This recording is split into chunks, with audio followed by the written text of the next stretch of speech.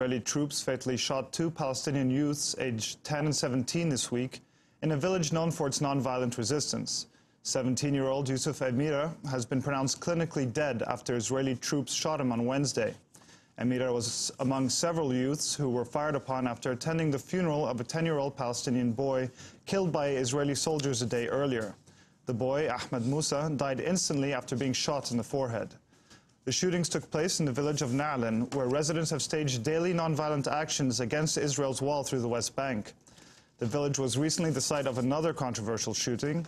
On July 7th, an Israeli soldier was captured on film shooting a rubber bullet at a handcuffed Palestinian man. Hindi Mesleh is a resident of Na'lan and an organizer with the Na'lan Popular Committee against the Apartheid wall. He was there when 17-year-old Yusuf Amira was shot and visited him yesterday in the hospital. Hindi Mesleh joins us now on the line from Na'lan. Welcome to Democracy Now! Hi. Hi, thank you for joining us. You witnessed the shooting of Yusuf Amira. Can you describe what happened? Actually, yes, I was in the place when Yusuf got shot. Actually, it wasn't a protest or a demonstration after Ahmed's funeral. The village went as a protest to condemn Ahmed's killing. Yusuf was shot by two rubber-coated steel bullets in his head. One has destroyed totally his head. Yusuf now is in branded, and we're expecting him any second to die. Can you talk about what happened to the 9-year-old boy the previous day? It was after his funeral that Ahmed Yusuf Amira was shot. Yeah, Ahmed is the 9-year-old that was killed. His funeral even was attacked by tear gas and rubber bullets.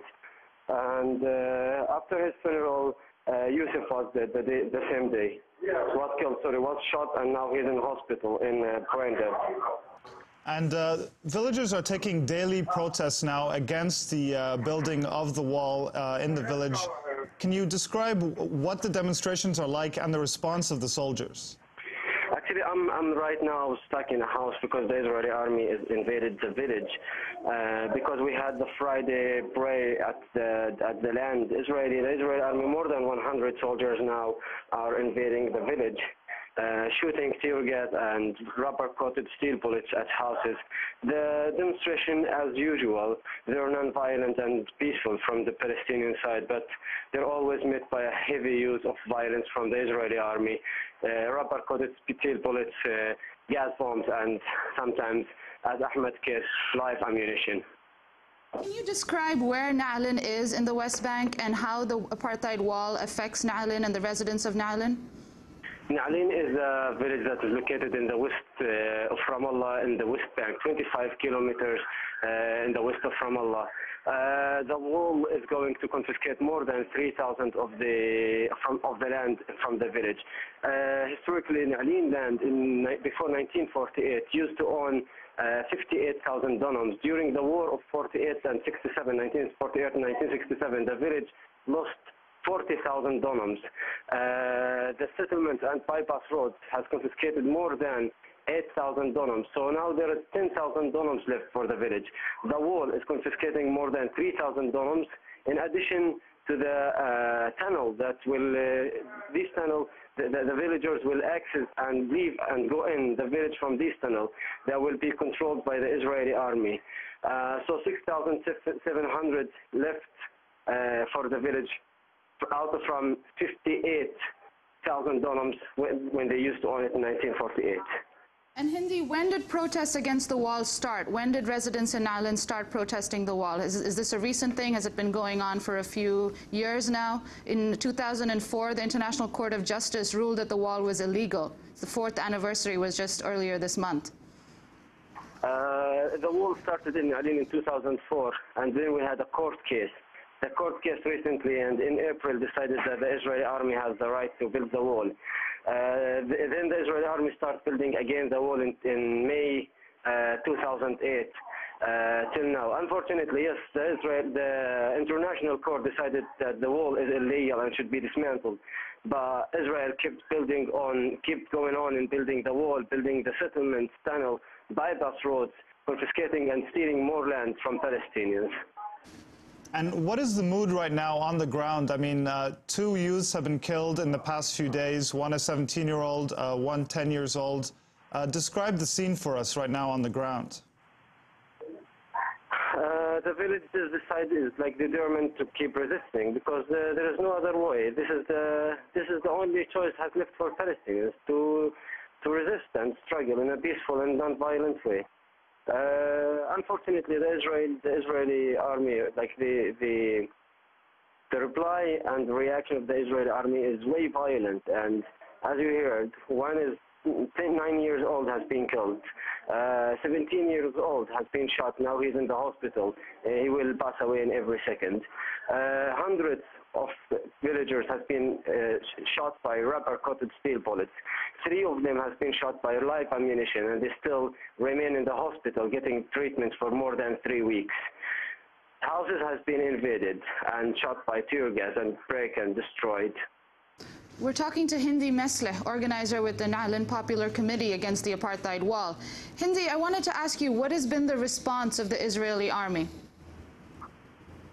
Sorry, I didn't hear you. What has been the response of the Israeli army to the killing of the 9-year-old youth and the almost fatal shooting of the 17-year-old? He's now in a coma and pronounced clinically dead. I don't know the reply of the army. There is no reply. I don't know what the excuse they will come up. There is no excuse.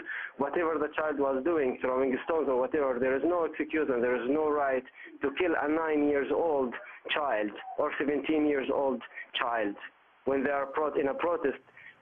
The question is why these children, they are in the protest because they're aware of what's happening and what's going on in their village.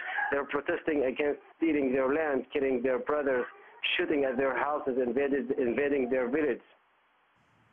And finally, Hindi Mesleh, we're broadcasting on almost 700 stations around the United States and some around the world as well. What do you think is most important for people to know right now? What would you like people to understand about what's going on right now? I will say it in a very simple way, as Jimmy Carter said. What's going on now in Na'alin is ethnic cleansing. Palestine is, the Israeli army now is using the worst violence that has happened in the past. And it's so shameful that we are in the 21st century and Palestine is still occupied. It's the time that the international community and the world should say to Israel, stop. It's the time that Israel should stop its occupation. Well, Hindi Mesleh, I want to thank you very much for being with us. Hindi Mesleh is a organizer with the Nonviolent Popular Committee against the Apartheid Wall, joining us from a demonstration on the ground there. Thank you for being with us and stay safe. When we come back, New York City lawyers are trying to force the group Eyewitness Video to turn over hundreds of videotape recordings of the protests during the 2004 RNC. Stay with us.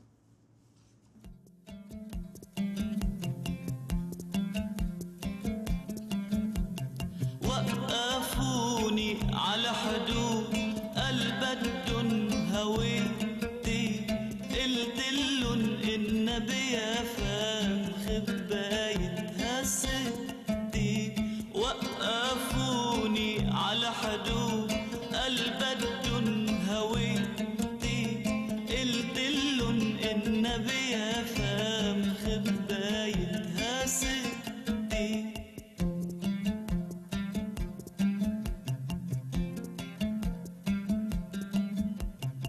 ويا كلمة القلتها تقسموا صفين صف بكرابيج وصف يسأل وين ويا كلمة القلتها تقسموا صفين صف بكرابيج وصف يسأل وين سخط بفلسطين فسخوني نصين نصي على حدود نص بحضن ستي